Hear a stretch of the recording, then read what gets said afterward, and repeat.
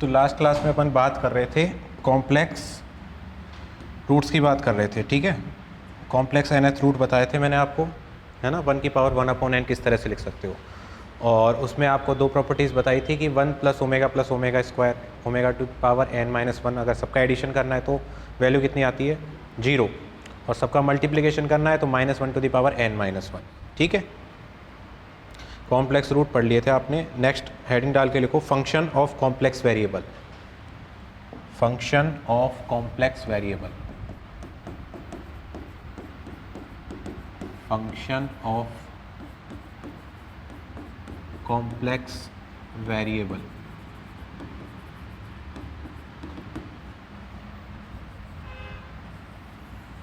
Function of complex variable,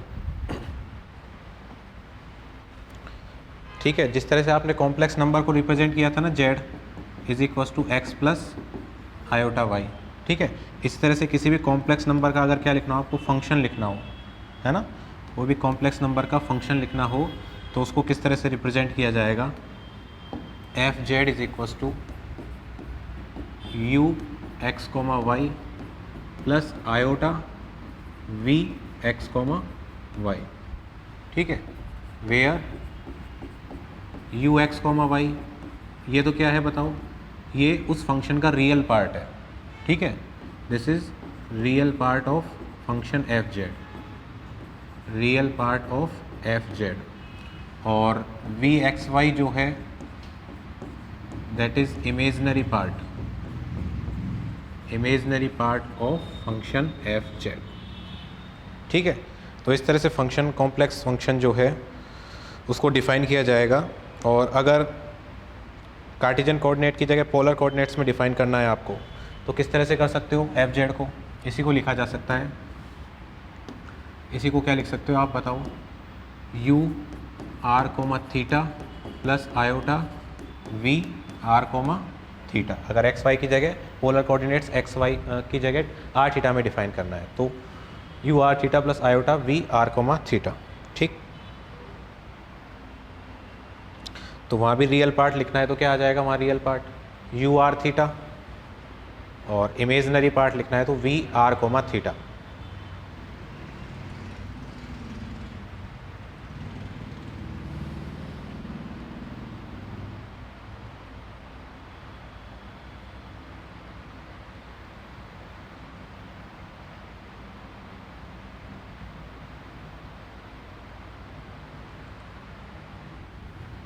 अब जो complex functions होते हैं वो दो टाइप्स के होते हैं, ठीक है। कॉम्प्लेक्स फंक्शंस जो होते हैं वो दो टाइप के होते हैं। पहला टाइप जो होता है आपके पास दैट इज, या एक काम करो, इससे पहले जितना लिख लिया क्या आपने, इसके नीचे वो लिख लो u(r, θ), u(r, θ) that is real part of f(z), real part of f(z), and v(r, θ) is imaginary part of f(z), imaginary part of f(z).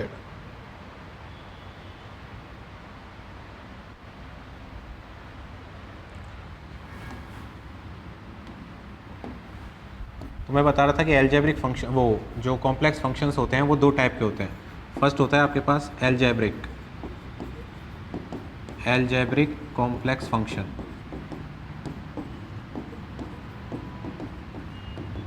Algebraic complex function, algebraic complex function,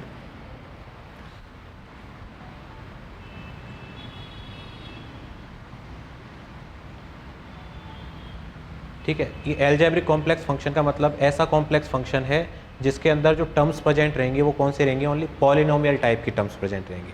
polynomial type जैसे x³ है, x² y है, x² y है, y³ है, ठीक है। यानी polynomial type के जो भी फंक्शंस होंगे अगर वो प्रेजेंट हैं तब उस कॉम्प्लेक्स फंक्शन को आप क्या बोलोगे, एल्जेब्रिक कॉम्प्लेक्स फंक्शन, ठीक है। तो इसके अंदर लिख लो functions contain, functions contain, functions contain polynomial terms, polynomial terms, अगर किसी कॉम्प्लेक्स फंक्शन में ओनली पॉलिनोमियल्स की टर्म्स आ रही हैं तब ऐसे फंक्शन को डिफाइन करेंगे as a algebraic complex function. ठीक है, for example f z is equal to z cube, अगर ये आपको कोई फंक्शन दे रखा है, ठीक है, तो ये आपको चेक करना है कि ये एल्जेब्रिक है या नहीं है। तो सिंपली क्या करोगे, f z equal to z cube दे रखा है तो जेड की जगह आप क्या लिख सकते हो बताओ, एक्स प्लस आयोटा वाई का होल क्यूब, ठीक है, और x प्लस आयोटा वाई का होल क्यूब है, इसको a प्लस बी के क्यूब के फॉर्मूले से अगर एक्सपैंड करके लिखोगे तो क्या लिखोगे, a cube plus b cube plus 3a² b plus 3ab², इसी तरह से एक्सपेंड करते हो a प्लस बी के होल क्यूब को। ठीक है, तो यहाँ से आपके पास क्या आएगा बताओ, एक्स क्यूब आएगा, यहाँ से कितना आएगा बताओ, minus iota y cube plus 3x² y iota, 3x² y iota plus यहाँ से माइनस आएगा और कितना आएगा बताओ, 3xy² आएगा। तो आप जो रियल टर्म्स हैं उनको एक साथ ले सकते हो, तो क्या आएगा बताओ, एक्स क्यूब माइनस 3xy² और प्लस में अगर आयोटा लिखते हो तो क्या आएगा बताओ, 3x² माइनस वाई क्यूब। ठीक है, तो ये टर्म है, ये तो किसको रिप्रेजेंट करेगी, uxy, xy की टर्म है इसके अंदर, तो this is the function uxy, real term, real part है, इस वजह से क्या लिखा है इसको uxy, और आयोटा के साथ में जो फंक्शन आता है उसको क्या लिखते हो आप, vx, y। तो आप देख रहे हो uxy और vxy इसमें किस तरह की टर्म्स आ रही है, पॉलिनोमियल टर्म्स आ रही है, पॉलिनोमियल्स आ रहे हैं ना, इस वजह से जो फंक्शन है ये f z equal to z cube, एक ऐसा फंक्शन है एल्जेब्रिक कॉम्प्लेक्स फंक्शन है। ठीक, लिखो एक बार इतना।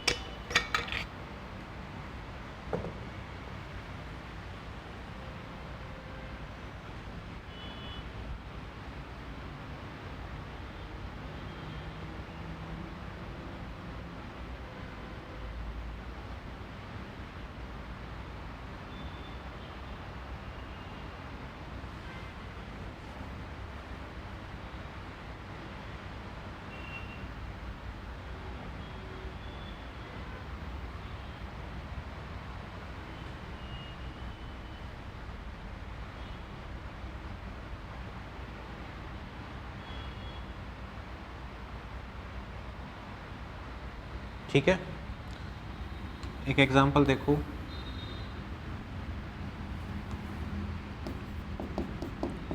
F z equals to z² minus 4z plus 1, z² minus 4z plus 1। ठीक है, अब इस फंक्शन को आपको किसकी फॉर्म में लिखना है, u r theta, u r comma theta और वी आर कोमा थीटा, मतलब पोलर कोऑर्डिनेट्स के रूप में बताना है इसका रियल पार्ट तो क्या होगा और इसका इमेजिनरी पार्ट क्या होगा, real part and imaginary part.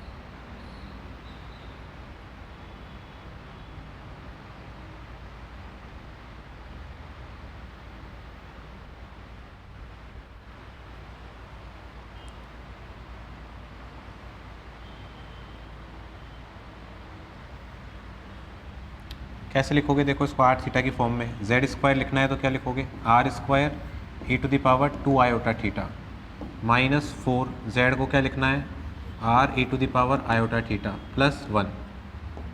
ठीक है,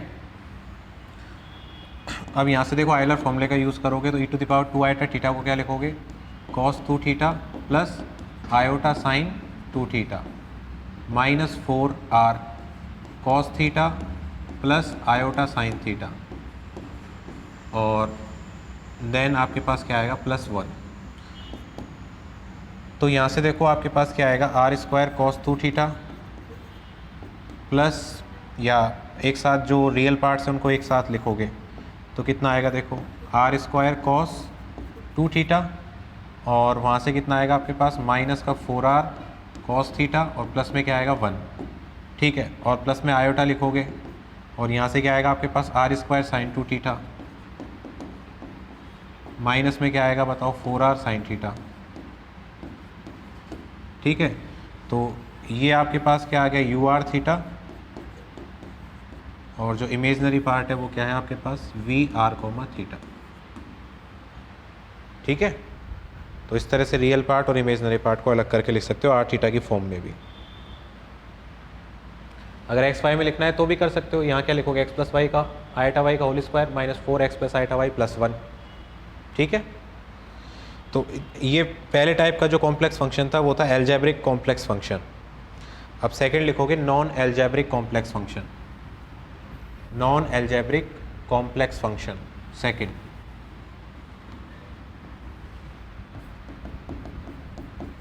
नॉन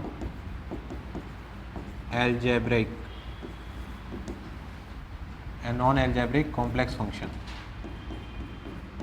कॉम्प्लेक्स फंक्शन।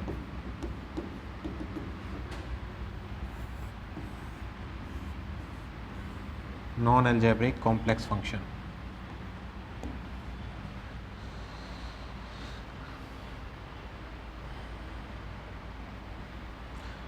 तो जैसे मैंने बताया था कि एल्जेब्रिक कॉम्प्लेक्स फंक्शन बोलेंगे अगर उसमें पॉलिनोमियल टाइप्स की टर्म्स प्रेजेंट है ना, और इसके अलावा एक्सपोनेंशियल टाइप हो या लॉगरिथम टाइप हो या साइन या कोसाइन टर्म हो, इस तरह की टर्म अगर किसी कॉम्प्लेक्स फंक्शन में मौजूद है तब उसको अपन क्या बोलेंगे, non algebraic complex function.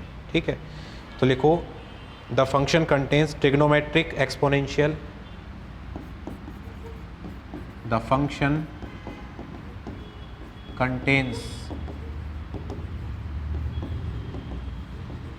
Trigonometric exponential logarithmic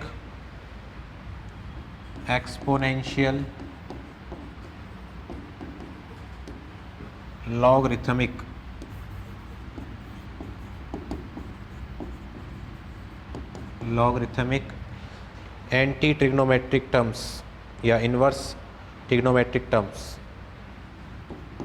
inverse trigonometric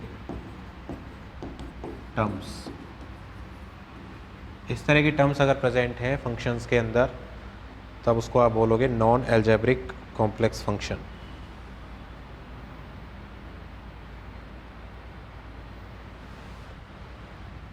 ठीक है, फॉर एग्जांपल देखो अगर आपको इस तरह का कोई फंक्शन दे रखा है f z is equal to e to the power z square. ठीक है, f z equal to e to the power z square, तो देखो एक्सपोनेंशियल टाइप फंक्शन है ना, ये एक्सपोनेंशियल टाइप फंक्शन है ना, तो एक्सपोनेंशियल टाइप फंक्शन है तो किस कैटेगरी में आएगा, नॉन एल्जेब्रिक के अंदर आएगा। ठीक है, सिंपल जेड स्क्वायर होता तो किस कैटेगरी में आता, ऊपर वाली कैटेगरी में। E to the power z square इसका मतलब कौन सी कैटेगरी में आएगा, नॉन एल्जेब्रिक के अंदर। अब इसका आपको रियल पार्ट अलग करना है और इमेजनरी पार्ट अलग करना है, तो किस तरह से करोगे बताओ। ये जेड स्क्वायर इसको क्या लिख सकते हो, एक्स स्क्वायर या एक्स प्लस आयोटा वाई का होल स्क्वायर। ठीक है, तो यहाँ से आपके पास क्या आएगा बताओ, एक्स स्क्वायर आएगा माइनस का क्या आएगा वाई स्क्वायर और प्लस का 2 आयोटा एक्स वाई, इस तरह से आएगा। तो यहाँ से आपके पास क्या आएगा e to the power x square minus y square. ठीक है, और साथ में क्या आएगा बताओ e to the power 2 iota x y. अब क्या करोगे, इस टर्म को आयलर थ्योरम से खोल के लिखोगे। E to the power iota theta हो गया ना ये, तो क्या लिखोगे cos theta plus iota sine theta. तो कितना आएगा बताओ, e to the power x square minus y square और cos 2xy plus iota sine 2xy। अब यहाँ से आप देखोगे तो रियल पार्ट अलग हो जाएगा। देखो क्या क्या आएगा यहाँ से, e to the power x square minus y square into cos 2xy plus iota e to the power x square minus y square और साइन 2xy। ऐसा लिखा जा सकता है ना इसको। तो बताओ रियल पार्ट कितना आएगा इसका, ये तो रियल पार्ट है इसका, ये दिस इज़ रियल पार्ट। और रियल पार्ट को आप क्या लिखते हो, you x comma y.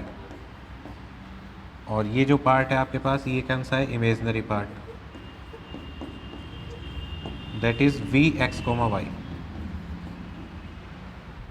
V x comma Y.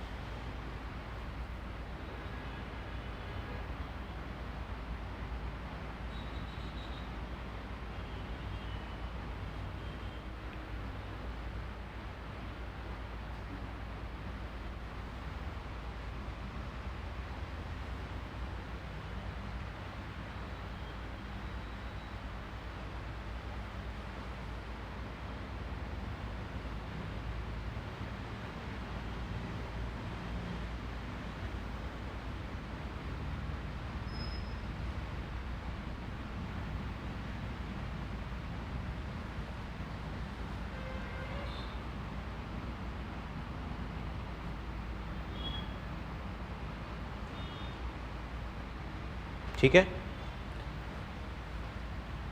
तो इस तरह से अगर इस टाइप के अगर फंक्शन प्रेजेंट होंगे कॉम्प्लेक्स फंक्शन के अंदर, तब उसको बोलोगे आप नॉन एल्जेब्रिक, एक्सपोनेंशियल टाइप या लॉगरिथमिक टाइप, है ना, ट्रिग्नोमेट्रिक फंक्शंस। नेक्स्ट देखो, कॉस थीटा और साइन थीटा का फॉर्मूला आपको ये पता है कि कॉस थीटा जो होता है वो होता है 1/2 e to the power iota theta plus e to the power minus iota theta. इसी तरह से जो साइन थीटा का फॉर्मूला होता है आपके पास वो होता है 1/2 iota e to the power iota theta minus e to the power minus iota theta. ठीक है। इसी तरह से जब आप कॉस हाइपरबोलिक थीटा लिखते हो तो वो लिखा जाता है e to the power theta plus e to the power minus theta upon 2। और जब साइन हाइपरबोलिक थीटा लिखते हो तो e to the power theta minus e to the power minus theta upon 2। ठीक है। तो इस तरह से फॉर्मूले जो हैं साइन कॉस के हाइपरबोलिक में और थीटा के अंदर ये फॉर्मूले होते हैं।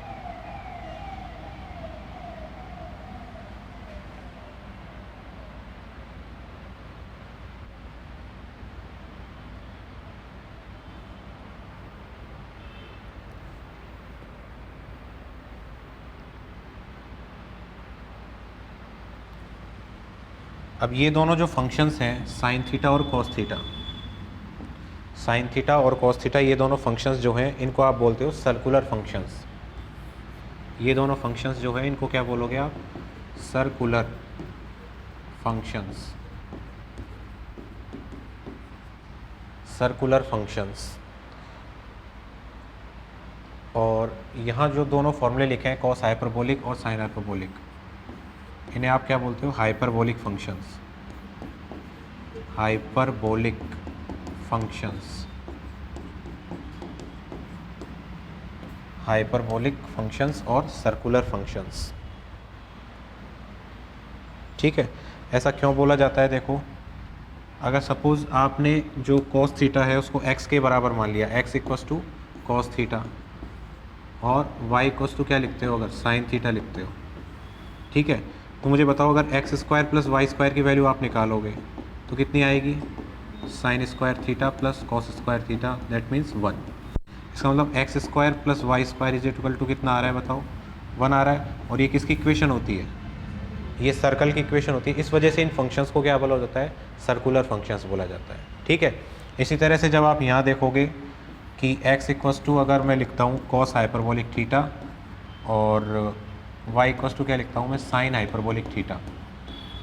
ठीक है, तब यहाँ से जब आप वैल्यू निकालते हो ना, cos hyperbolic square theta minus sine hyperbolic square theta, तो ये आपके पास क्या आता है, x square minus y square.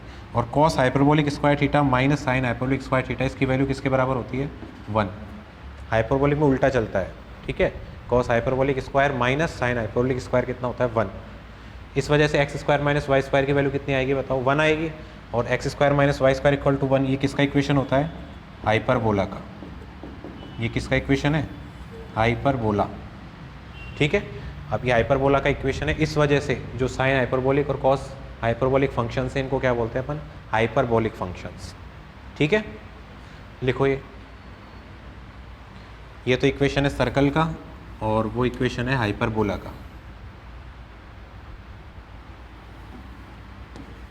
Equation of circle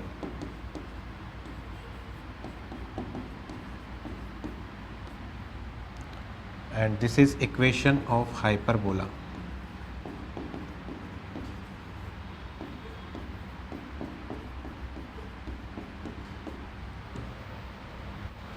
Equation of hyperbola.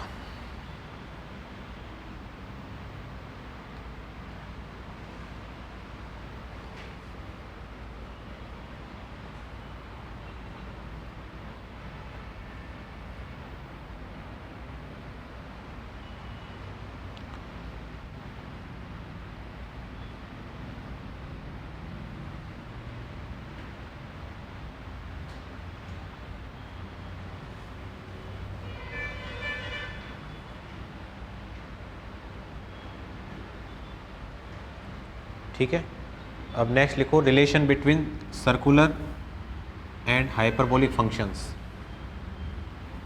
Relation between circular and hyperbolic functions. Relation between circular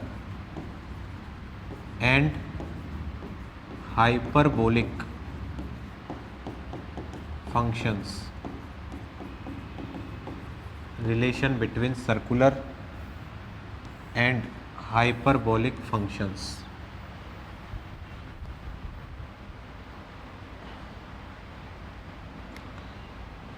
लिखो, cos iota theta equals to cos hyperbolic theta. Cos iota theta is equals to cos hyperbolic theta. cos iota theta is equals to cos hyperbolic theta and sin iota theta equals to minus iota sin hyperbolic theta.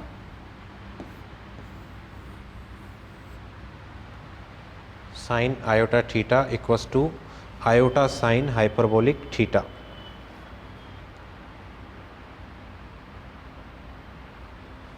ठीक है, इसको आप proof भी कर सकते हो। Relation को कैसे करोगे प्रूफ, साइन थीटा का फॉर्मूला आपको बताया था अभी मैंने, e to the power iota theta minus e to the power minus iota theta upon 2 iota.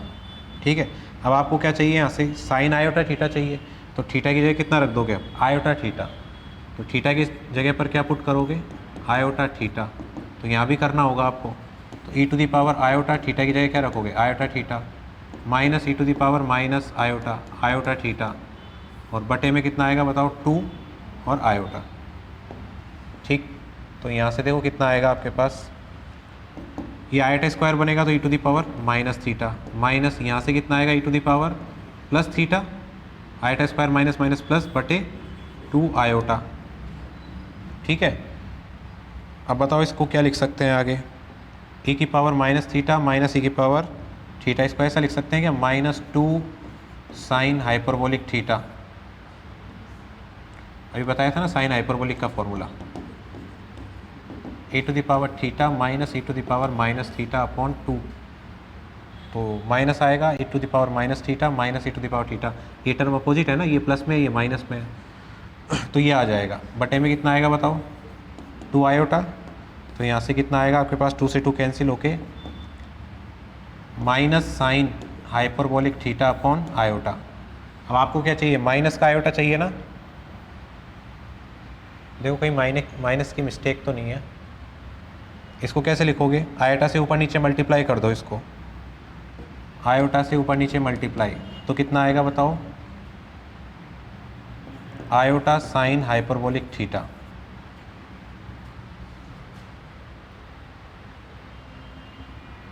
Check करो एक बार।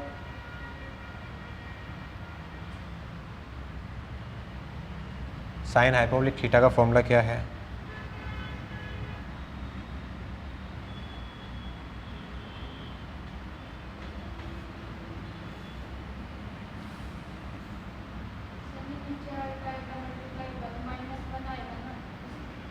हाँ तभी तो ये +1 हो गया ना, फिर नीचे आयोटा स्क्वायर माइनस था, माइनस से माइनस प्लस हो गया, तो प्लस का आयोटा साइन हाइपरबोलिक थीटा आ रहा है ना, लेकिन रिजल्ट क्या आना चाहिए आपके पास, माइनस में आना चाहिए ना। देखो कहीं मिस्टेक है क्या माइनस की?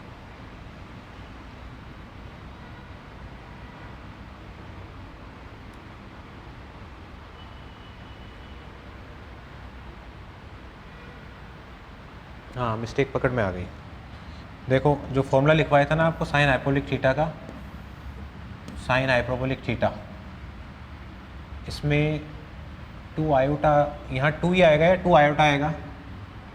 Sign hyperbolic theta equals to e⁻ theta minus e⁻ theta upon 2।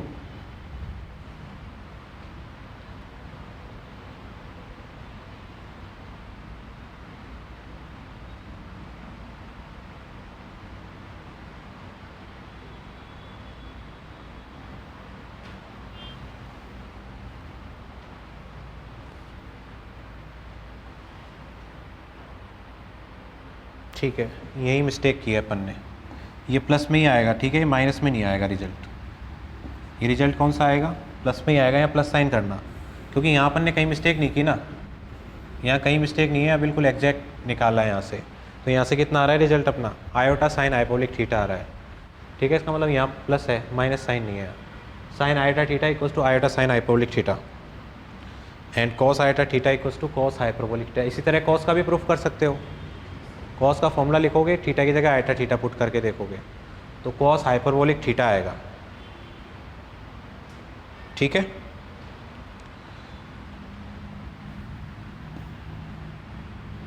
Question देखो एक,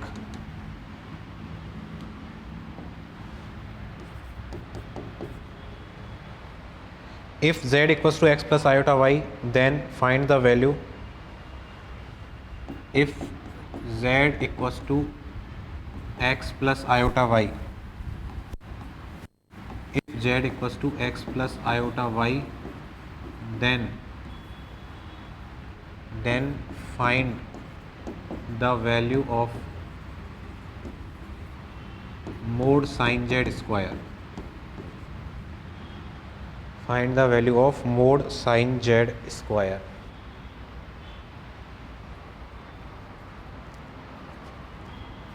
ऑप्शंस हैं sine square x plus sine square y, sine square x plus sine square y, option B sine square x plus cos square y,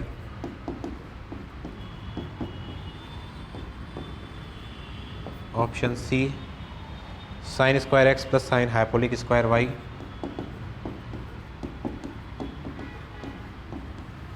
and option D is sine square x plus cos hyperbolic square Y.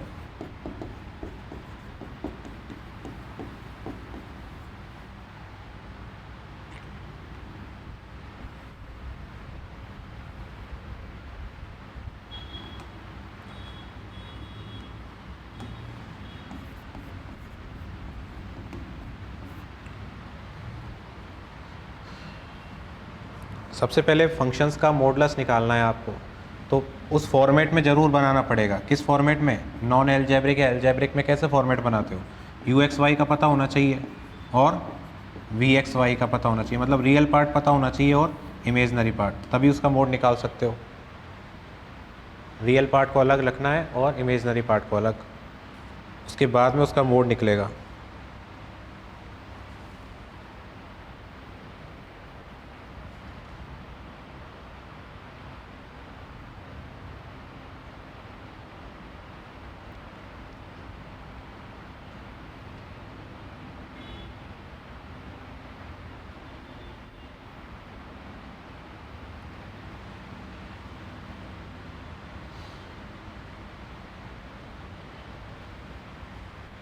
बताओ कैसे करोगे।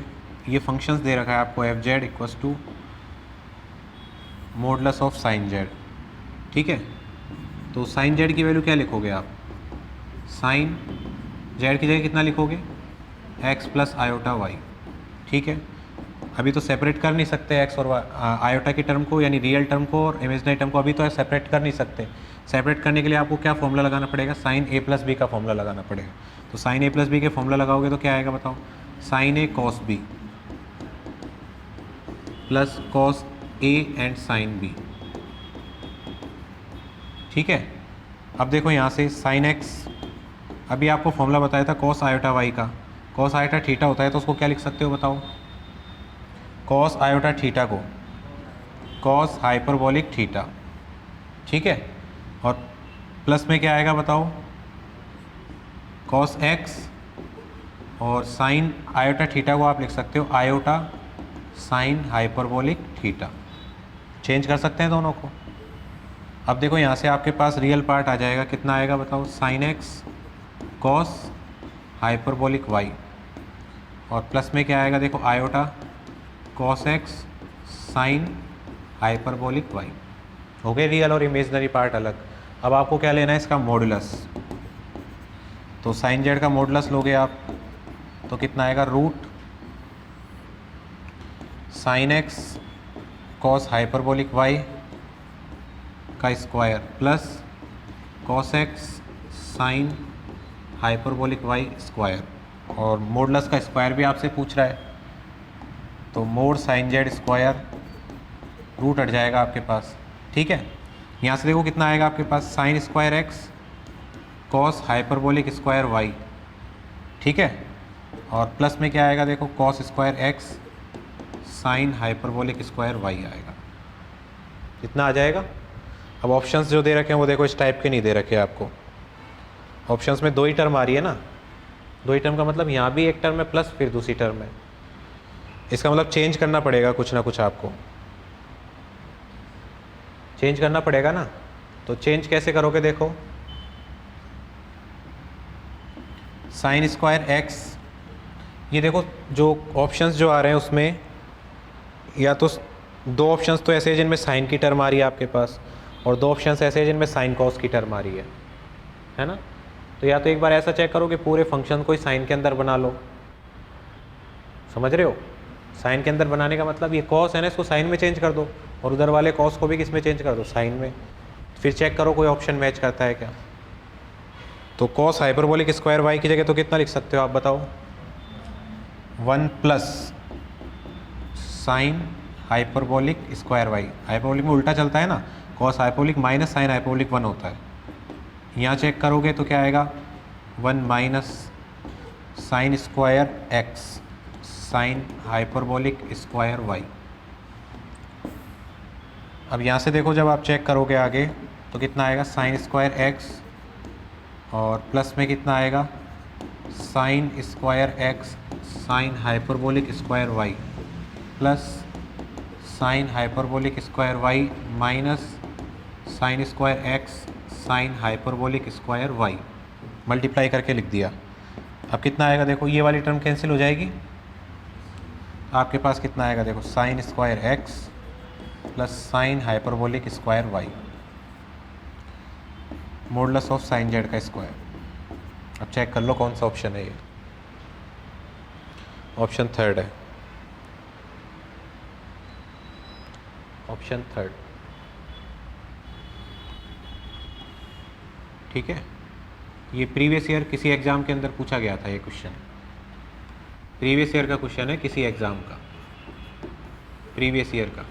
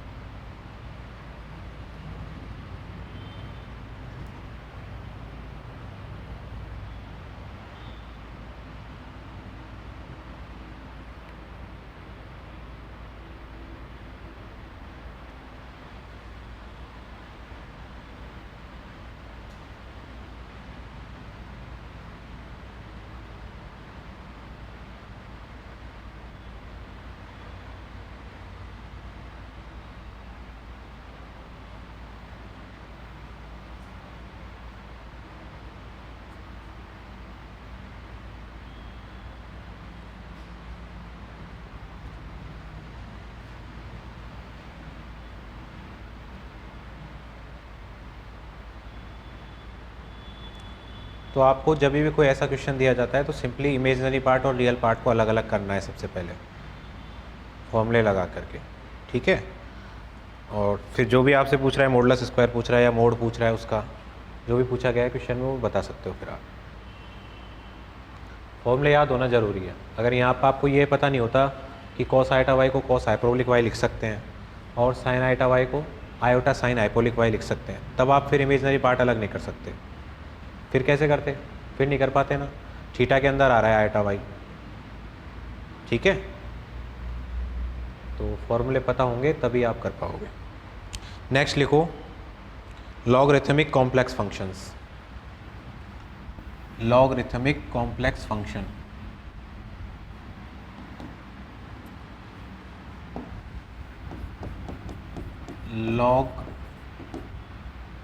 Logarithmic complex function, logarithmic complex function.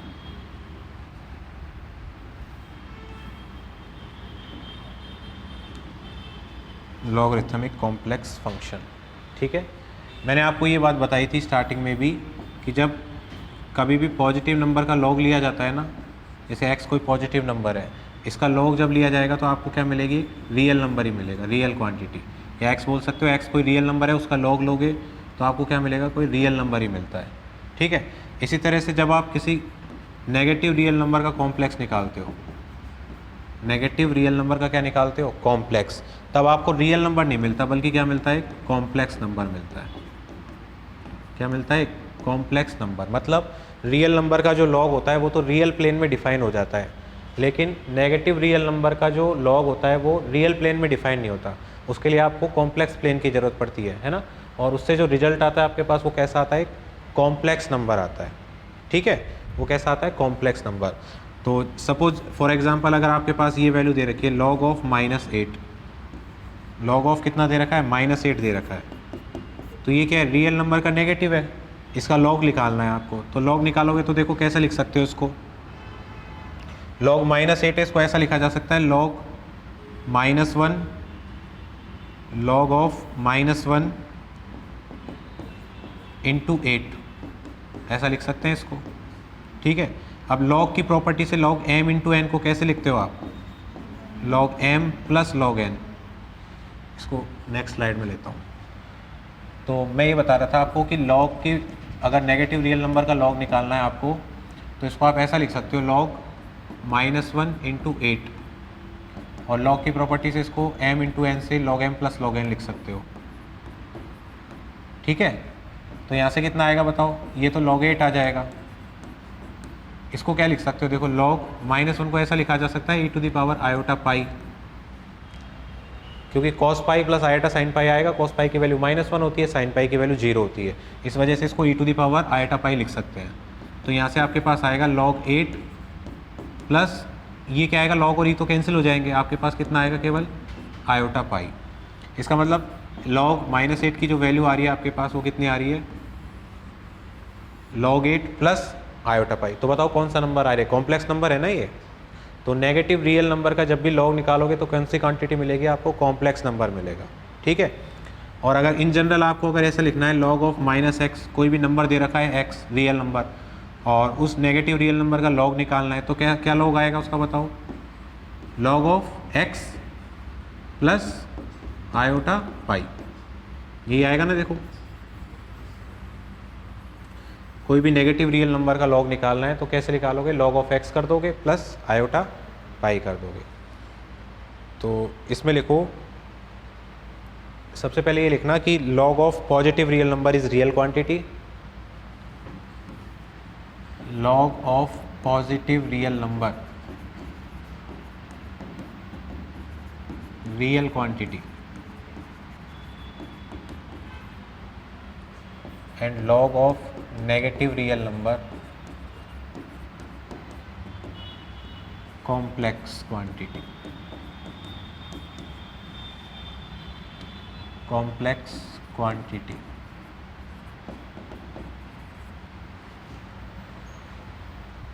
फिर example लिखो,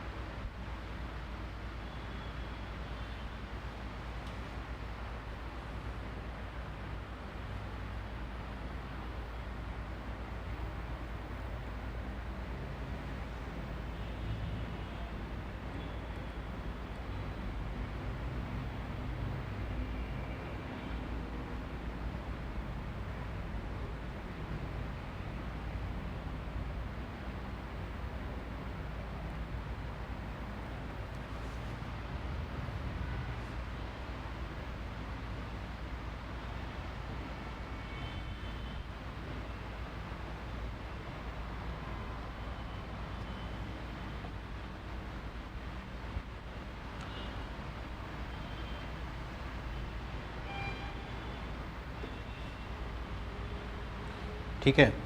इसी तरह से अगर आपको log ऑफ z लिखना है, log ऑफ z, तो log ऑफ z को कैसे लिखा जाएगा? देखो, log ऑफ z को क्या लिख सकते हो आप? r e to the power iota theta, ठीक है। और इसको भी m इंटू एन की प्रॉपर्टी से क्या लिखोगे? log r plus log e to the power iota theta, लिख सकते हैं ऐसा। log की प्रॉपर्टी से log m इंटू एन से इसको क्या लिख सकते हैं? log r और plus log e to the power iota theta. तो यहाँ से क्या आएगा? देखो, log r आएगा, प्लस में क्या आएगा बताओ? ये log और e तो कैंसिल होंगे, तो कितना मिलेगा? केवल आयोटा थीटा। तो अगर log z दे रखा है आपको, तो आपको r और थीटा की फॉर्म में लिखना है, तो कैसे लिखोगे? log z equals to log r plus iota theta. For example, अगर आपको log 1 प्लस रूट 3 आयोटा ये नंबर दे रखा है, log of 1 plus root 3 iota, ठीक है, और इसको इस फॉर्म में लिखना है आपको। ये कॉम्प्लेक्स नंबर z है, log z, तो कैसे लिखा जाएगा बताओ? log ऑफ r लिखा जाएगा। r का मतलब होता है कॉम्प्लेक्स नंबर का मॉड्यूलस। तो इसका मॉड्यूलस कैसे निकालोगे? रूट ऑफ 1 प्लस 3 मतलब रूट ऑफ 4 मतलब 2 आएगा मॉड्यूलस। तो क्या लिखा जाएगा यहाँ? log 2, प्लस में क्या आएगा बताओ? आयोटा, और थीटा लिखा जाएगा। थीटा होता है आर्ग्यूमेंट ऑफ z, और आर्ग्यूमेंट मैंने बताया था कैसे निकालते हो? इमेजनरी पार्ट बटे में रियल पार्ट, यानी कितना आएगा? रूट 3, और टेन थीटा जब रूट 3 होगा तो बताओ वैल्यू कितनी आएगी आपके पास? पाई बाई 3, ठीक है। तो कितना आएगा? आयोटा पाई बाई 3 आएगा। तो कितना आ जाएगा आपके पास? log 2 plus iota pi by 3। इस तरह से डिफाइन करेंगे। लिखो।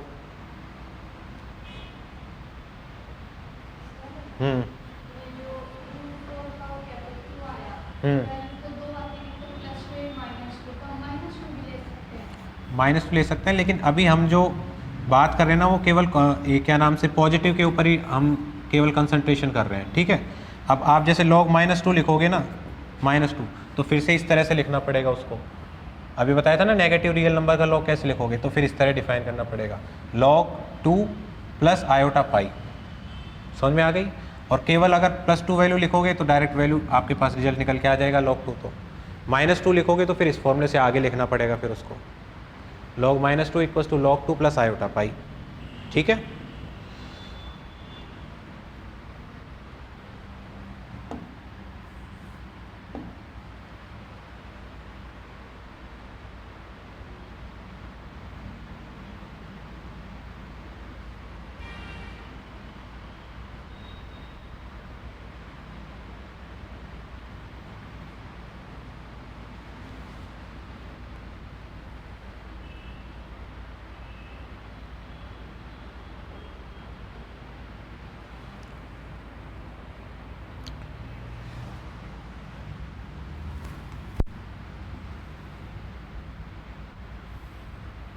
न्यूमेरिकल देखो एक और।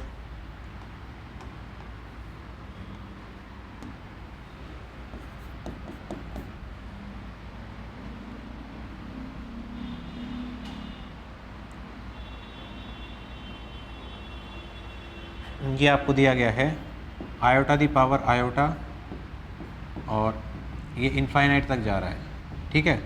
और इसकी वैल्यू आपको दी गई है a plus iota b, a plus iota b, then a square plus b square की वैल्यू निकालनी है आपको। Then a square plus b square is equal to, then a square plus b square is equal to,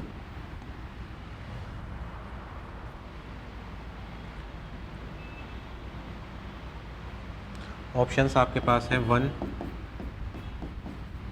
e to the power b pi, e to the power minus b pi, and option D is -1। Option b is -1।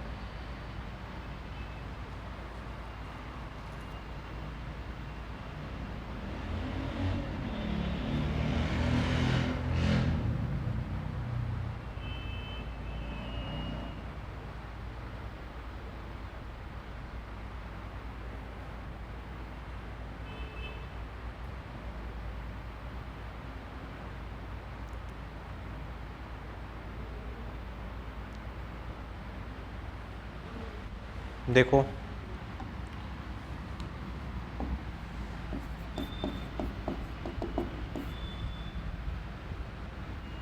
इसने बोला है eta the power eta और इस तरह से infinite तक terms चल रही है और उसकी वैल्यू किसके बराबर है, a प्लस आयोटा बी के बराबर है। ठीक है, अच्छा अब मुझे एक बात बताओ, अगर मैं इस वाले आयोटा को हटा दूँ यहाँ से, ये वाला जो आयोटा है उसको हटा दूँ, इस वाले आयोटा को छुपा दूँ, तो वैल्यू क्या मिलेगी, eta the power eta the power eta the power infinite, तब इसकी वैल्यू क्या मिलेगी, सेम ही मिलेगी, क्योंकि ये तो इन्फाइनाइट तक जा रहे हैं ना, पता नहीं है ना कितनी टर्म्स है इसमें, एक टर्म को छिपा भी लोगे तब भी इस पूरे बाकी की टर्म्स की वैल्यू किसके बराबर मिलेगी, a प्लस आयोटा बी के बराबर ही मिलेगी। इसका मतलब आप इसको ऐसा लिख सकते हो, देखो एक आयोटा को मैंने पहले से रख लिया और बाकी की जगह मैंने क्या रख दिया बताओ, a प्लस आयोटा बी रख सकता हूँ। ठीक है, और इसकी वैल्यू किसके बराबर आएगी बताओ, a प्लस आयोटा बी के बराबर। ठीक है, एक आयोटा को छिपा लिया, बाकी जितनी भी आयोटा की पावर इन्फाइनाइट थी वो सब a प्लस आयोटा बी के बराबर ही है, उसकी जगह मैंने a प्लस आयोटा बी लिख दिया, बराबर में कितना आ जाएगा, a प्लस आयोटा बी। अब क्या करते हैं, दोनों साइड लॉग ले सकते हो, तो लॉग लोगे तो बताओ कितना आएगा, log of iota the power a plus iota b is equals to log a plus iota b. ठीक है, लॉग की प्रॉपर्टी लगाओगे तो m to the power n जब होता है तो लॉग में n पावर आगे आ जाती है आपके पास, और अंदर क्या मिलेगा आपको, लॉग में आयोटा, इधर से क्या मिलेगा बताओ, log a plus iota b. ठीक है इतना।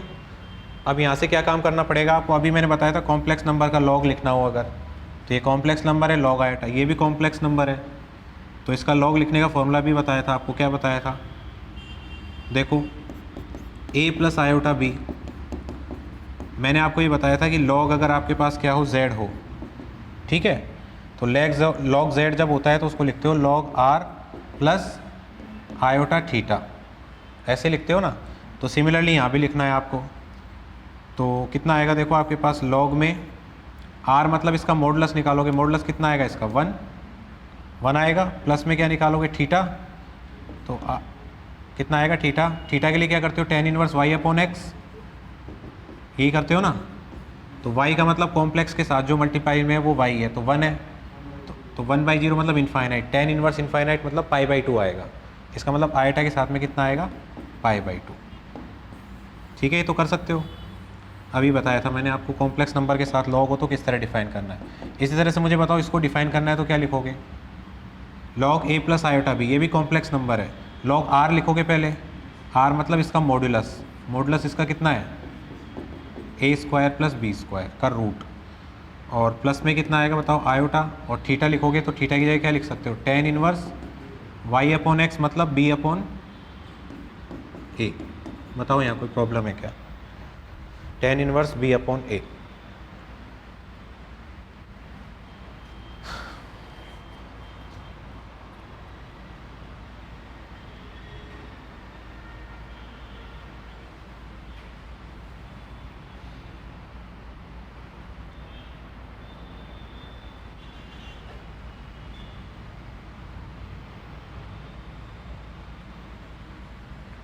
ठीक है इतना, आगे देखो, a प्लस आयोटा बी, ये log 1 इसकी वैल्यू तो कितनी होती है, 0, और आपके पास मिलेगा आयोटा π/2 इज इक्वल टू, यहाँ से देखो ये a square plus b square की पावर 1/2 है, लॉग की प्रॉपर्टी से पावर 1/2 को कहाँ ले सकता हूँ आगे, तो क्या आएगा, log a square plus b square plus iota tan inverse b upon a। ठीक, अब आप देखो कि जो क्वेश्चन में पूछ क्या रहा है आपसे, a square plus b square की वैल्यू पूछ रहा है, a square plus b square, तो a square plus b square की वैल्यू के लिए आप क्या कर सकते हो, देखो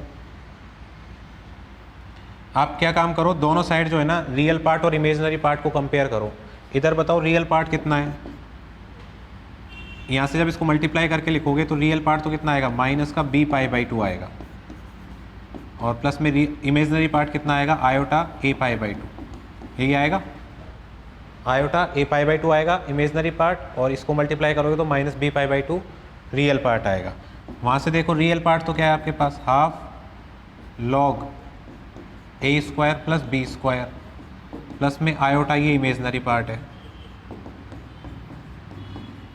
तो एक बात बताओ, अगर आपको a square plus b square चाहिए तो रियल पार्ट की तुलना करोगे या रियल पार्ट का कंपेयर करोगे या इमेजनरी पार्ट का? रियल का करोगे ना, क्यों? क्योंकि रियल पार्ट में आ रहा है a² + b², तो रियल पार्ट का कंपेयर करोगे। तो रियल पार्ट का जब कंपेयर करोगे आप, तो यहाँ से वैल्यू क्या मिलेगी? देखो, half log a² + b² is equals to -b π/2। या इसको ऐसा लिख सकता हूँ, log a² + b² is equals to -b π/2, तो कैंसिल हो जाएगा। और a² + b² आपको निकालना है, तो इसकी वैल्यू कितनी आएगी? a⁻ - b π, e⁻ - b π आएगी। ठीक है, लिखो।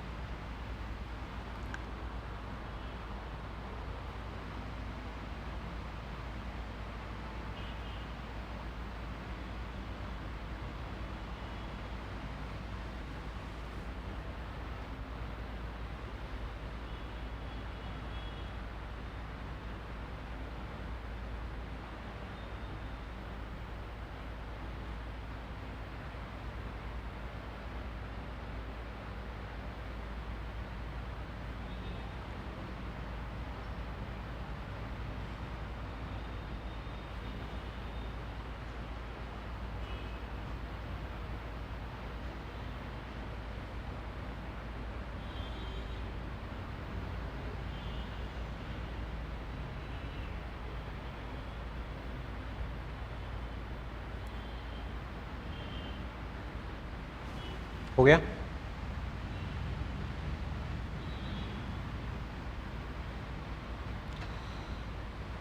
अब देखो, ये क्वेश्चन IIT JAM 2019 के अंदर पूछा गया है।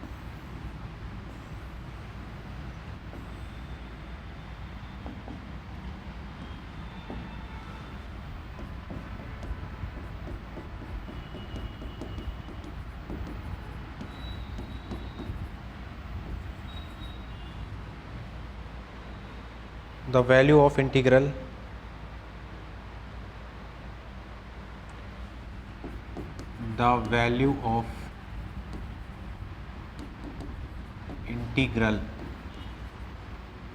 mod integration 0 to 3 plus iota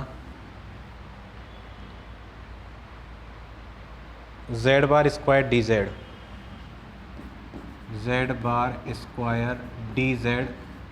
square along the line 3y equals to x, along the line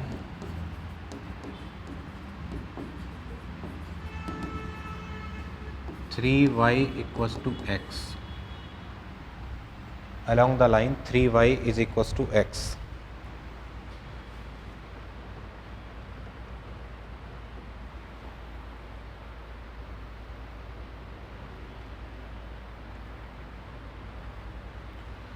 ये इंटीग्रेशन सॉल्व करना है आपको, और उसके बाद में उसका मोडुलस स्क्वायर निकालना है।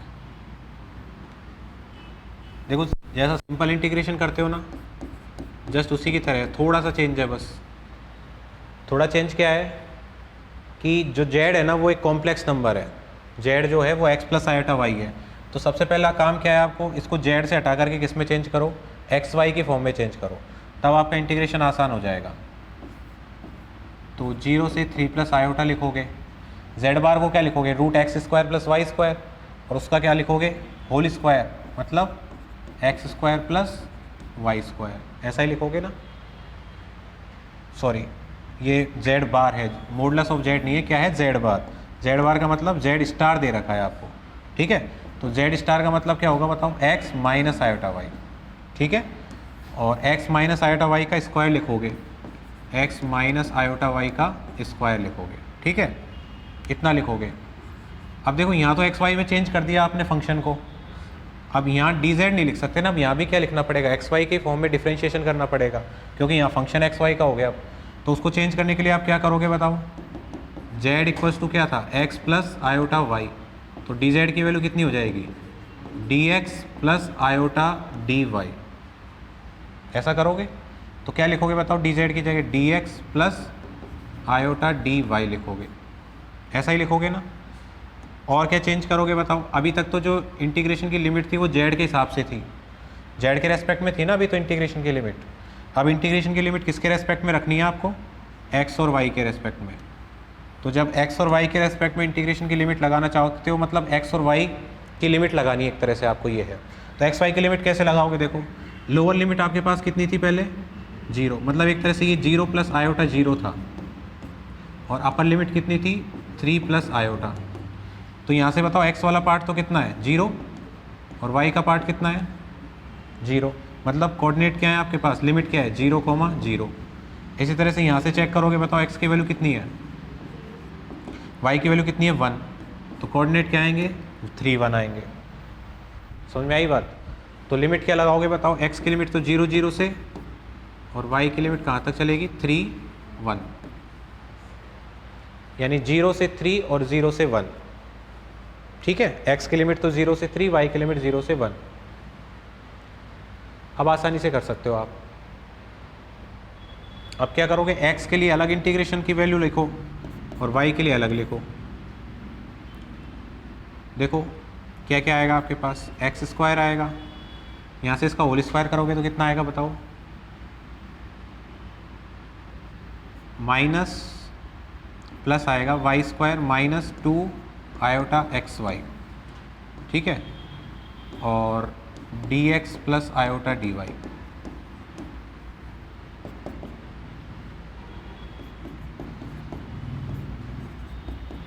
अब देखो x के लिए अलग करोगे, y के लिए अलग करोगे,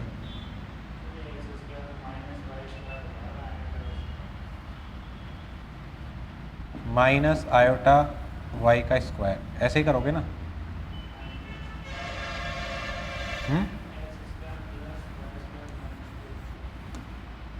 एक्स स्क्वायर करोगे प्लस माइनस आयोटा y का होल स्क्वायर करोगे, तो minus iota into minus iota, minus minus plus iota square, minus आएगा, ठीक है।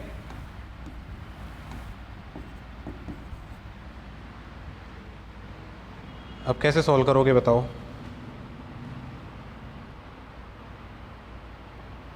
अभी एक प्रॉब्लम और खड़ी हो रही है यहाँ पे। क्या प्रॉब्लम खड़ी हो रही है, एक्स स्क्वायर के साथ डी एक्स, इसको तो ले लोगे, लेकिन यहाँ एक्स वाई अलग नहीं है ना। अब इसको एक्स के साथ लिखो या वाई के साथ लिखो, ये प्रॉब्लम है ना प्रॉब्लम।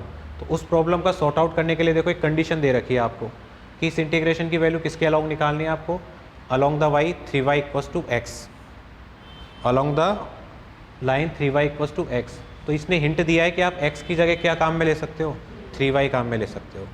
तो x की जगह आपको क्या करना है, 3y काम में लेना है। तो अगर x की जगह देखो 3y चेंज करोगे ना, तो पूरी लिमिट y में चेंज हो जाएगी सब कुछ। तो कितना आएगा यहाँ से देखो, x की जगह 3y 9y square minus y square minus 6 iota y square, ठीक है। उसके बाद में अब बताओ dx लिखोगे तो क्या लिखोगे, dy लिख दोगे dx की जगह, लिख सकते हो ना dx की जगह dy, और प्लस में कितना आएगा बताओ, आयोटा dy, आयोटा dy। ये एक तरह से पुट कर रहे हो आप, पुट क्या कर रहे हो, 3y इक्वल्स टू एक्स। जैसे आप किसी इक्वेशन को सॉल्व करने के लिए एक्स स्क्वायर इक्वल टू 2 ऐसे नहीं मान लेते, तो 2x dx इक्वल्स टू क्या लिखते हो, dt। तो वही काम कर रहे हैं, वो क्या काम कर रहे हैं, x की जगह तो 3y पुट कर रहे हैं, तो x की जगह 3y करोगे, इसको ऐसा भी तो लिखोगे 3dy इक्वल्स टू dx, यानी कि बाई 3 और आएगा फिर है। तो ये कितना आएगा आपके पास, dx की जगह 3dy आना चाहिए, ठीक है, 3dy आना चाहिए dx की जगह। अब इसको सोल्व करके बताओ कितना आता है। अब तो कर सकते हो ना, अब तो dy कॉमन आ जाएगा इसमें से, ये 3 प्लस आएटा बचेगा, ये तो कांस्टेंट है, बाहर आ जाएगा इंटीग्रेशन से, और सिंपली इसका इंटीग्रेट करना है आपको। अब लिमिट क्या लगाओगे मुझे ये बताओ, लिमिट 0 से 1 लगेगी अब केवल, क्योंकि y के रह गए ना कोऑर्डिनेट, केवल y की फंक्शंस रह गया, तो y की लिमिट लगेगी, मतलब 0 से 1 के बीच में।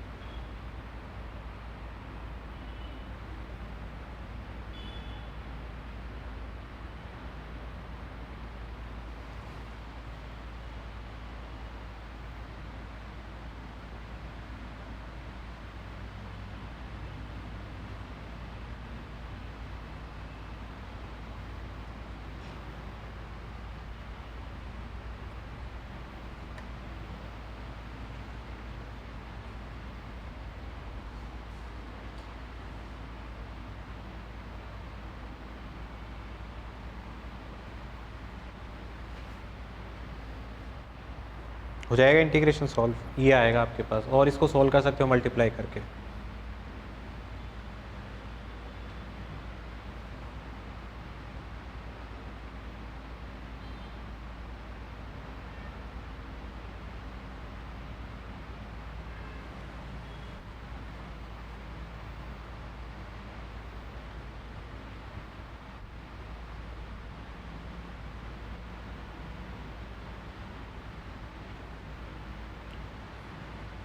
हो जाएगा, जस्ट इंटीग्रेशन सॉल्व करना है बस, और कुछ नहीं करना।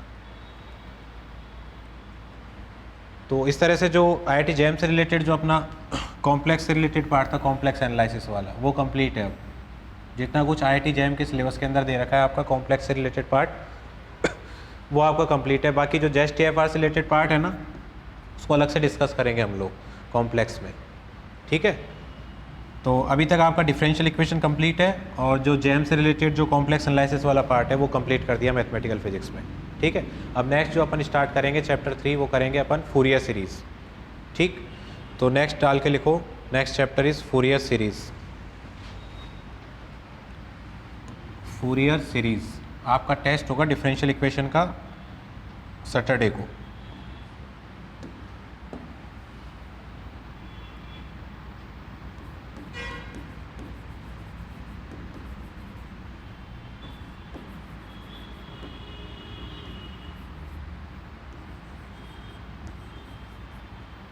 फूरियर सीरीज़ बहुत इंपॉर्टेंट चैप्टर है, हर एग्ज़ाम के अंदर क्वेश्चन पूछा जाता है इसमें से, चाहे नेट का एग्ज़ाम हो, चाहे गेट हो, जेस्ट बार, TIFR, IIT JAM, ठीक है। हर एक एग्ज़ाम के अंदर फूरियर सीरीज़ से क्वेश्चन पूछा जाता है। IIT JAM के अंदर तो बहुत सिंपल क्वेश्चन आता है इसका, ठीक है। आगे अपन देखेंगे, आपको फूरियर कोफिशिएंट्स पढ़ाए जाएंगे, AN BN, ठीक है। और इनमें जस्ट आपको एक इंटीग्रेशन बताया जाएगा, जनरल फार्मूला बताया जाएगा, ठीक है। तो कोई भी क्वेश्चन आएगा तो आपसे सीधा फूरियर कोफिशिएंट पूछेगा फंक्शन का, फूरियर कोफिशिएंट कितना होगा। तो जस्ट आपको क्या करना है, इंटीग्रेट करना है फंक्शन को, जो भी कंडीशन दी होगी उसके अकॉर्डिंग, तो आपके पास फूरियर कोफिशिएंट की वैल्यू आ जाएगी। ठीक है, तो जनरली आपको इस चैप्टर के अंदर जो डिस्कस करना है, जिसके बारे में पढ़ना है ना, वो है पीरियोडिक फंक्शंस के बारे में। किसके बारे में स्टडी करेंगे अपन? Periodic functions. तो सबसे पहले हेडिंग डाल के लिखो पीरियोडिक फंक्शन, पीरियोडिक फंक्शन, उसके बाद फूरियर सीरीज के ऊपर चलेंगे। Periodic function,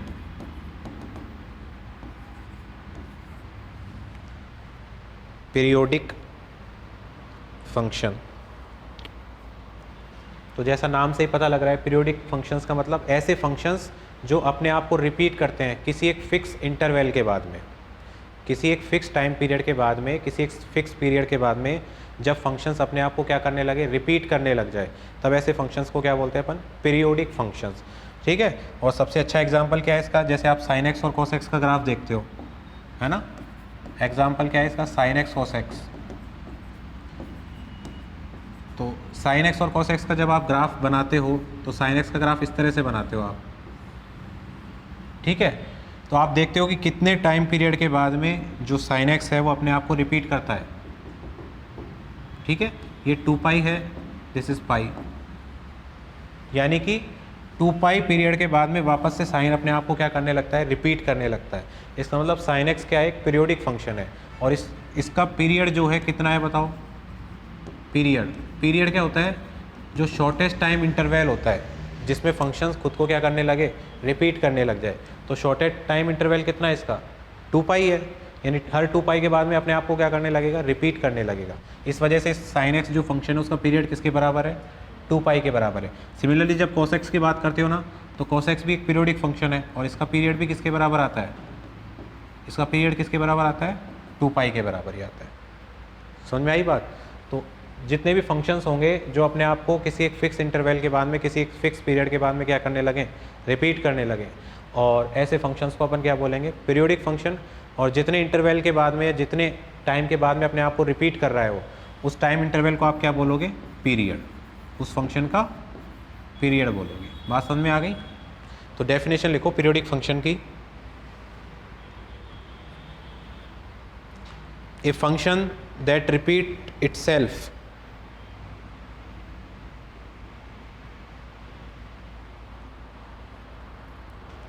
a function that repeats itself after a equal interval, after a equal interval, after a equal interval is called periodic function, is called periodic function, that is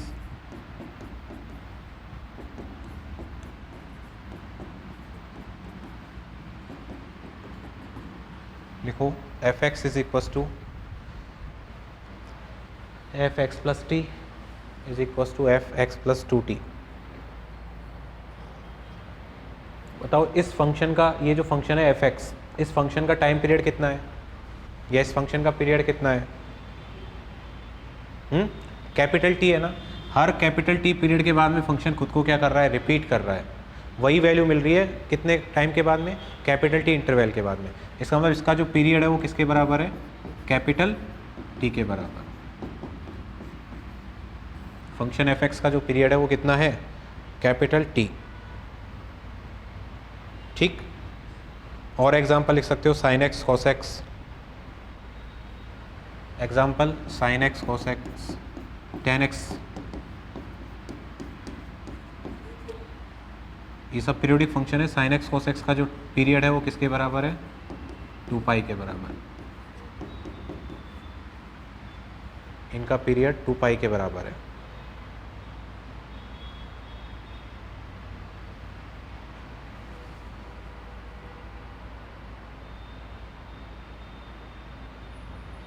ठीक है,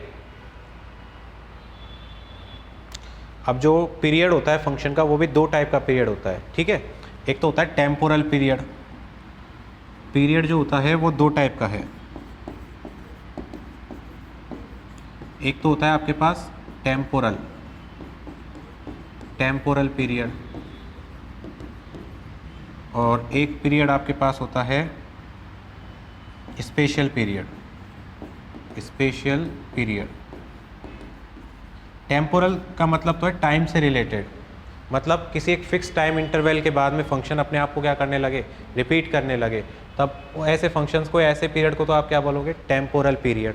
यानी time के respect में repetition हो तब तो temporal period, और distance के रेस्पेक्ट में रिपीटेशन हो, यानी एक फिक्स डिस्टेंस कवर करने के बाद में फंक्शन फिर से अपने आप को क्या करने लगे, रिपीट करने लग जाए, तो डिस्टेंस के रेस्पेक्ट में जो पीरियड होगा उसको आप क्या बोलोगे, स्पेशल पीरियड बोलोगे। ठीक है, तो नीचे आप लिखो, इतना लिख लिया आपने, उसके बाद नीचे लिखो types of period.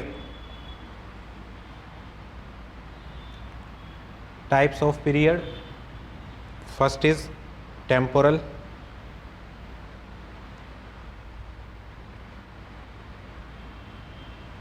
Temporal period. तो टेम्पोरल पीरियड में लिखोगे repeats after equal time, repeats after equal time, repeats after equal time. और सेकंड लिखोगे special period, repeat after equal distance. Special period, repeat after equal distance.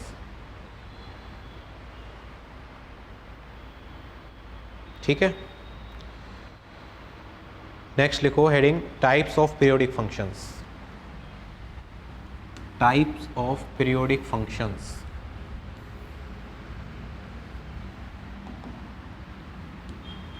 Types of periodic function.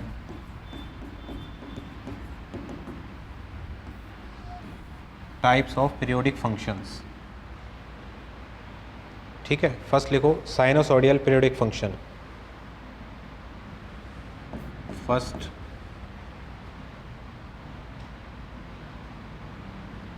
Sinusoidal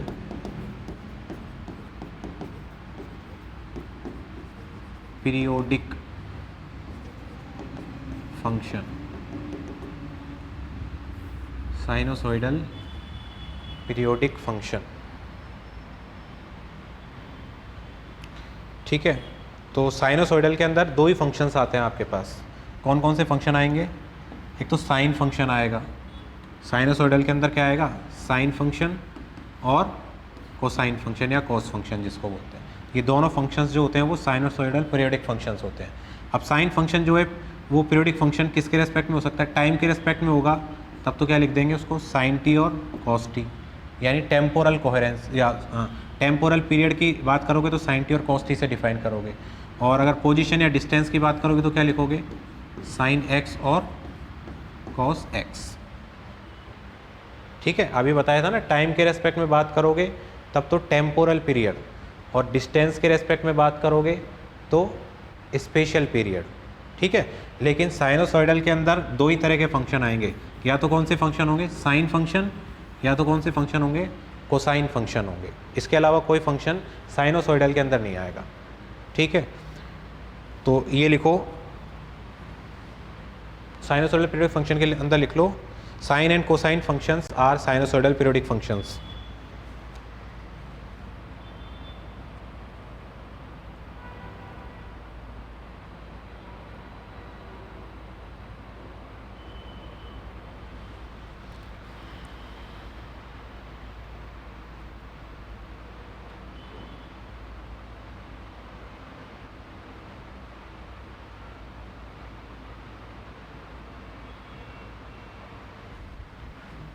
ठीक है, अच्छा अब देखो, अभी आपको मैंने बताया था जब साइन एक्स फंक्शन की आप बात करते हो,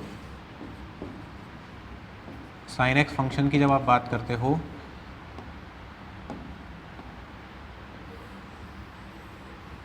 ठीक है, तो इसका जब टाइम पीरियड लिखा जाएगा t, तो किस तरह से लिखा जाएगा, देखो यहाँ से और यहाँ तक कैपिटल टी की वैल्यू बताओ कितनी है, 2 पाई के बराबर। मतलब हर एक 2 पाई टाइम पीरियड के बाद में अपने आप को क्या करने लगेगा, रिपीट करने लगेगा फंक्शन। ठीक है, मतलब साइन फंक्शन का जो पीरियड है वो कितना है, 2 पाई के बराबर है। साइन फंक्शन का टाइम पीरियड किसके बराबर है, या पीरियड किसके बराबर है, 2 पाई के बराबर। अच्छा, इसी तरह से अगर मैं आपसे पूछूं कि साइन 80 या कॉस 80, इसका टाइम पीरियड या पीरियड किसके बराबर है, साइन 80 और कॉस 80, इसका पीरियड 2t। बताओ किसके बराबर आएगा पीरियड। ये जो पीरियड बता रहे हो 2 पाई, वो किसके लिए, केवल साइन एक्स और कॉस एक्स के लिए है। ठीक है, अब मैं पूछ रहा हूँ कि साइन 80 और कॉस 80 जो है इनका पीरियड किसके बराबर होगा। तो देखो, अगर ऐसे पता ना लगे आपको तो इस तरह बता सकते हो आप। वेव्स एंड ऑसिलेशन के अंदर आप ये इक्वेशन पढ़ते हो ना, y equals to a sine omega t, y equals to a sine omega t, जहाँ टाइम पीरियड जो है वो कितना दिया जाता है बताओ, t equals to 2 pi by omega से दिया जाता है टाइम पीरियड। तो वो 2 पाई बाई ओमेगा से क्यों दिया जाता है, क्योंकि साइन के अंदर जो टाइम के साथ मल्टीप्लिकेशन में वो क्या है, ओमेगा है। तब टाइम पीरियड कैसे लिखते हो, 2 पाई बाई ओमेगा। अब यहाँ टाइम के साथ में मल्टीप्लिकेशन में क्या है, स्मॉल a है, तो इसका टाइम पीरियड कैसे लिखा जाएगा बताओ, 2 पाई बाई a से लिखा जाएगा। इसका t लिखा जाएगा वो किस तरह से लिखा जाएगा, 2 पाई बाई a। अभी अपने पास a की वैल्यू यहाँ पे कितनी थी, यहाँ देख लो, यहाँ a की वैल्यू कितनी है, 1 है, तो a की जगह 1 रखोगे तो कितना आएगा पीरियड, 2 पाई के बराबर ही आएगा। ठीक है, तो अगर साइन 80 और कॉस 80 इस तरह का साइन और कोसाइन का फंक्शन है, तब पीरियड किसके बराबर आएगा इनका, t equals to 2 pi by a के बराबर। लिखो,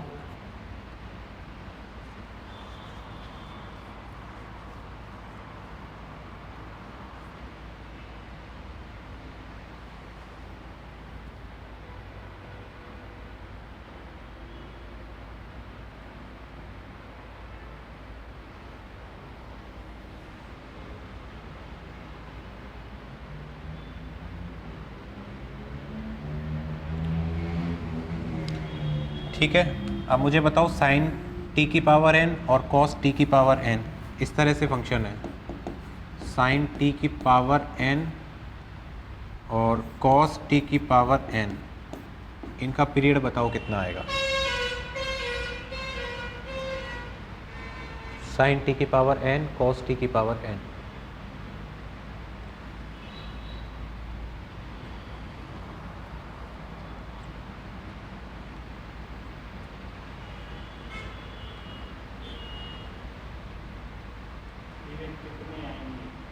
नहीं कितने नहीं, हाँ क्या पीरियड आएगा, सेम ही आएगा पीरियड। तो साइन का t की पावर n का, कॉस t की पावर n का पीरियड सेम आएगा, लेकिन वो डिपेंड किस पे करेगा कि n की वैल्यू क्या है, उस पर डिपेंड करेगा ना।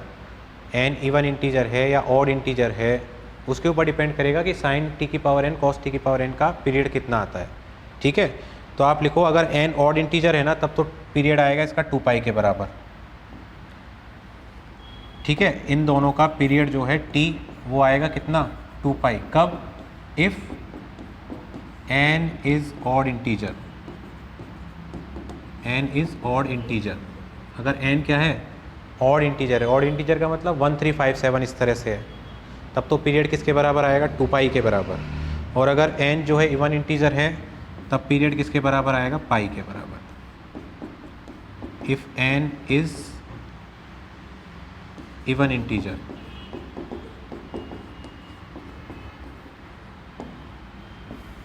n अगर इवन इंटीजर है तो पीरियड आएगा पाई के बराबर। ठीक है, चेक भी कर सकते हो आप इसको। अगर n की वैल्यू 2 ले लेते हो, यहाँ पे n की वैल्यू क्या ले लेते हो, 2, n बराबर 2, मतलब कौन सा केस है, इवन इंटीजर का केस है। अगर इवन इंटीजर ले रहे हो तो फिर क्या लिखोगे इसको, कॉस स्क्वायर टी लिखोगे, कॉस स्क्वायर टी लिखोगे ना। और कॉस स्क्वायर टी को क्या लिख सकते हो बताओ, 1 प्लस कॉस 2t अपॉन 2, ये फॉर्मूला होता है कॉस स्क्वायर टी का। तो यहाँ से इसको क्या लिखोगे बताओ, 1/2 प्लस 1/2 कॉस 2t, ऐसा लिखोगे। 1/2 का तो कोई पीरियड है नहीं, ठीक है, पीरियड तो इसका निकालना पड़ेगा। इसमें भी कॉस 2t का पीरियड निकालोगे तो बताओ कॉस 2t का पीरियड कितना आएगा, अभी बताया था 2 पाई बाई a से निकालोगे तो कितना आएगा, 2 पाई बाई 2, मतलब कितना आएगा पाई।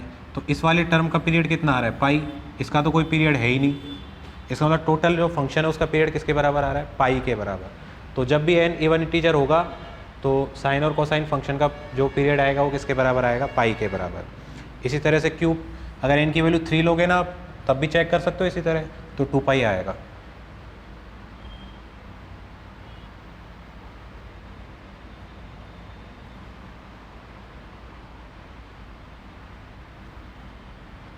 ठीक है, तो ये ध्यान रखोगे sine t to the power n और cos t to the power n depend करेगा n इवन इंटीजर है या ऑड इंटीजर।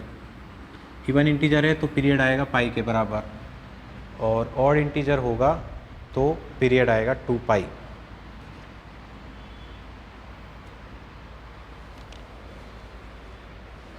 ठीक है, तो ये बात की है मैंने अभी साइनोसॉइडल वेव फंक्शंस की, है ना, साइनोसॉइडल पीरियोडिक फंक्शंस की। इसी तरह से अपन पढ़ेंगे कौन से functions, non sinusoidal periodic functions. तो जैसे साइनोसॉइडल के अंदर तो केवल साइन कॉस आते हैं, नॉन साइनोसॉइडल के अंदर कौन कौन से आएंगे, टेन फंक्शंस भी आ सकते हैं, कॉट फंक्शंस भी आ सकते हैं, है ना। इसके अलावा भी और बहुत सारे फंक्शंस होते हैं, जैसे रेक्टेंगुलर वेव चलती है ना, वो नॉन साइनोसॉइडल के अंदर आएगी। ट्राइंगुलर वेव जो होती है वो किसके अंदर आती है, नॉन साइनोसॉइडल के अंदर। ठीक है, यानी साइन और कोस के अलावा जितने भी फंक्शंस बच रहे हैं वो सब किसके अंदर आएंगे, नॉन साइनोसॉइडल के अंदर। ठीक है, तो वो अपन करेंगे कल की क्लास में डिस्कस। ठीक,